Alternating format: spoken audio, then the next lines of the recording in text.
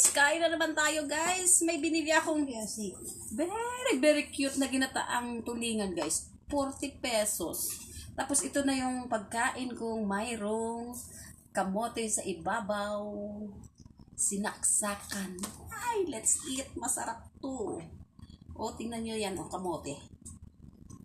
Sa ibabaw ng kanin guys. Kamote? Tapos yung kanin ko, mais. Bigas na mais.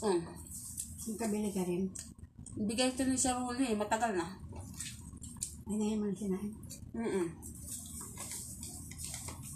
Parang nasa bukid lang ako guys. Kain tayo. Anong lasa ng bigas na mais? Tignan mo na ako sir.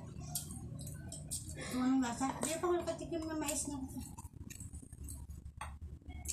Anong lasa man? Sarap to sa mga diabetic. Parang bigas man lang. Pero wala siya masyado lasa. Kaya nga. Ayos ah. Pero pag naulam ka, gulay. Masarap din. Ito man pagkain namin. Taban lang kaso. No. Kaya nga mahina sa sugar. Masarap pala yun. Ito ang pagkain namin sa bukid. Di ba ako talaga nakatikim ngayon lang? Tapos pag Sinasabing mais na konti lang bigas, lalagyan ng mama ko ng ganito.